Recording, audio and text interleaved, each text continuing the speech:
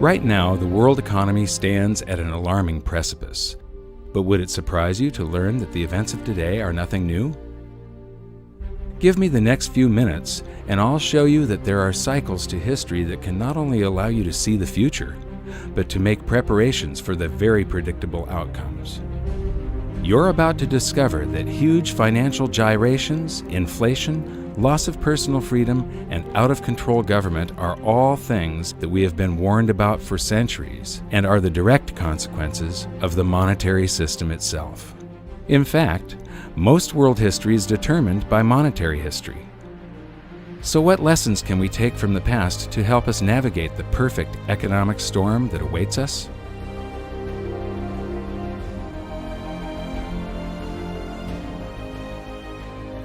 Debasing a nation's currency supply to pay for public works and war is a pattern that just repeats and repeats throughout history, and it's a pattern that always ends badly. In this double episode, we're going to create a timeline to show the similarities between ancient Rome and the United States today. Just like the USA, Rome started out as a republic after overthrowing a monarchy. So let's begin with their early economy in around 500 BC. In the early days of the Roman Republic, for the first 178 years, there's no evidence of big inflation. They were using gold and silver coinage mostly as their currency. Small denominations were made out of copper and bronze. Then Hannibal of Carthage starts to harass Rome in something called the Second Punic War.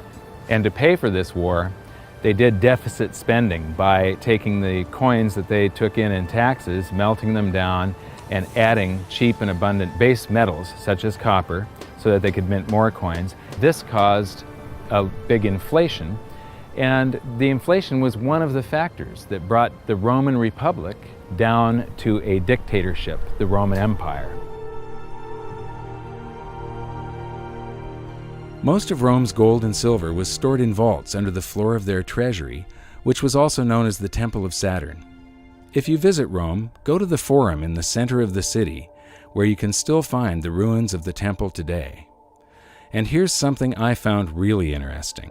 The U.S. Treasury in Washington, D.C. has almost exactly the same design. So now let's start filling in our timeline of events to keep track of the major similarities between Rome and the USA. We just learned that the early Roman Republic enjoyed a long period of practically no inflation because they used sound money, pure gold and silver. Interestingly, the United States started on the same path. From the late 1700s to the early 1900s, prices were very stable thanks to laws that mandated the use of gold and silver as money, and our people were not robbed by inflation.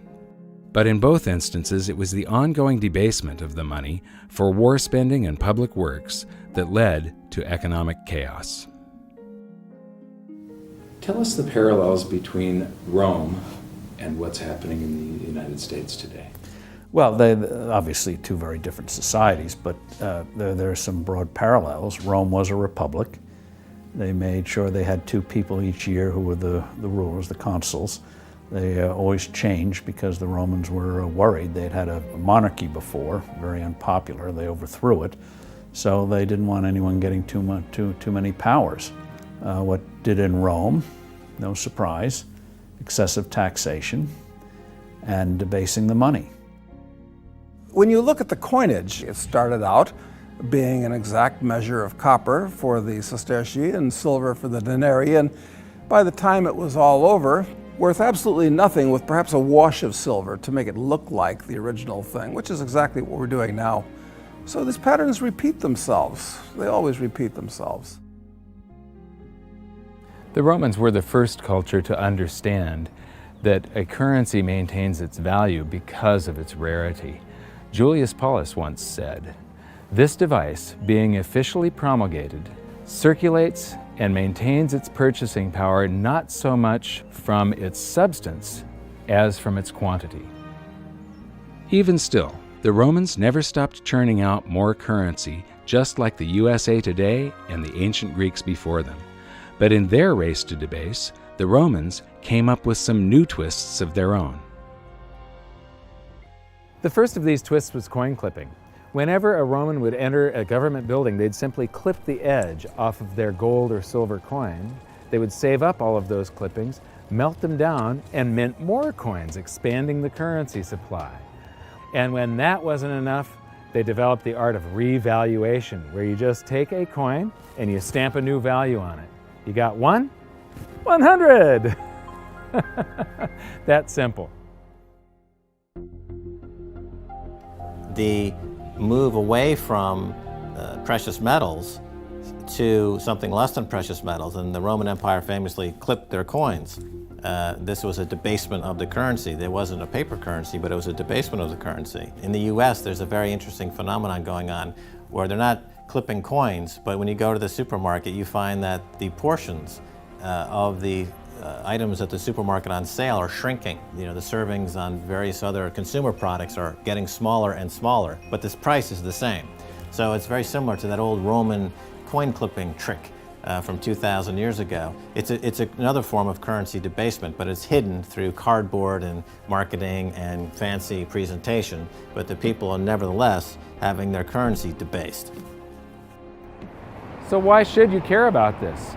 The quality of a society is directly proportional to the quality of its money.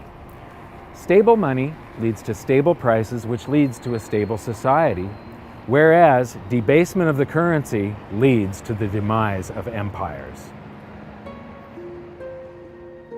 The major reason for Rome's ongoing currency debasement was to pay for their ever-expanding empire and never-ending wars.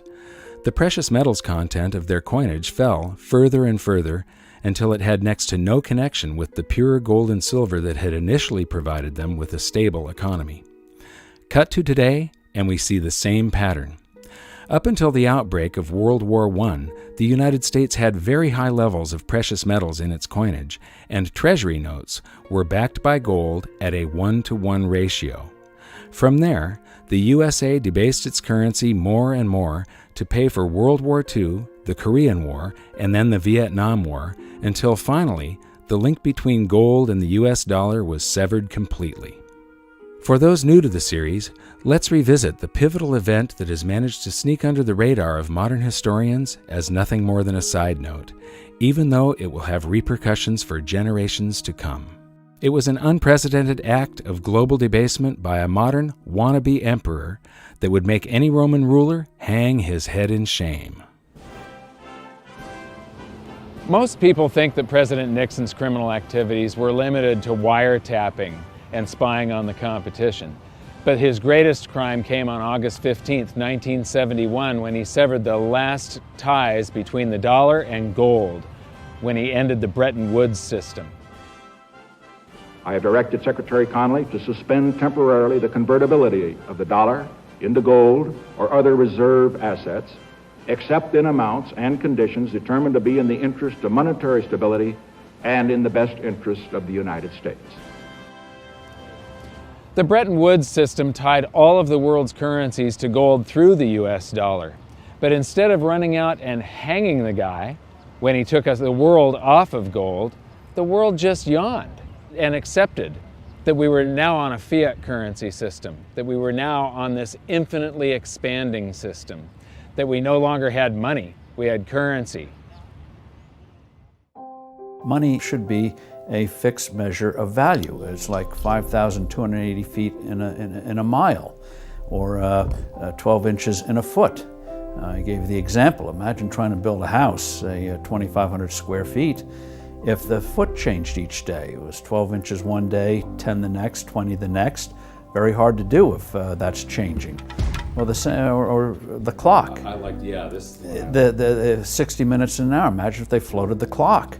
So you had 60 minutes an hour one day, 30 the next, 90 the next. You'd soon have to have hedges, derivatives, futures to figure out how many hours you're working. You're baking a cake. I love this example.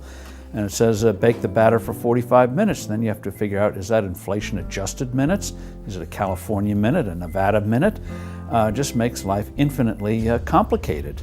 So when you have a fixed measure, when you go to the market, you assume if you're getting 16 ounces of liquid, it's 16, not 13, not 18. Just makes commerce, which is the source of wealth, people doing things with each other, infinitely easier. It is very odd that we've established a situation where what people do is scramble to borrow liabilities. Certainly, I guess, the most attractive liability in the world, or put a different way, the most attractive free trading lie on the planet is the US dollar. We joke in investment conferences it's the worst currency in the world, except all the others. If you're going to trade in a lie, it better be a liquid lie. What the United States dollar has going for it is the most liquid lie in the world. I mean, if you think about the advantage that we have now, yes, it's a horrible thing to do morally, but what we do is amazing. It's amazing that we can get away with this. We print a lie, a dream, on a piece of paper, and we ship it to Brazil, and they send us coffee. And we ship the same lie to Germany, and they send us a Mercedes. And we ship the same lie to Japan, and they ship us a stereo. It's actually a pretty cool deal. I mean, I feel bad about it in a sense, but it's grandly amusing in a sort of a cosmic sense. You just need to understand that somehow, sometime, some way, there's going to be a reckoning. The dollar's involved worldwide as a major currency, so it's 1/2 of everything we do. And it has no definition. I used to get a charge out of asking Bernanke and Greenspan, define a dollar, and they can't define a dollar. In the old days it was a weight of silver, a weight of gold, and that's what it was supposed to be according to the Constitution. Well, Dr. McCracken, not being an economist, can you explain to me briefly how in the world do you determine what a value of a dollar is in relation to a French franc, for instance? If you can't convert that dollar into gold, what standard do you have? What is it worth at all? You determine that's going to be determined in the marketplace, just as really largely it has already. So well, what is this going to do then to, for instance, the speculator in gold? How is this going to affect him? Is the price going to drop or rise? The official price of gold, of course, has not been changed. That was not a part of this program at all, nor is that contemplated. Well, maybe they should have contemplated what was likely to happen, because for anyone who had studied history, the outcome was perfectly clear. Rather than help the economy, Nixon's actions made things a lot worse, and the public started feeling the effects of inflation much more acutely. It was hard for savers to keep their heads above water unless they had saved in the ultimate stores of value, gold and silver.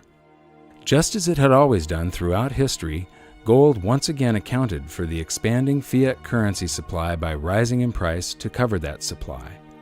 Gold had done this as recently as 1934, when the USA's debasement really started heating up and gold was revalued from $20.67 an ounce to $35 an ounce.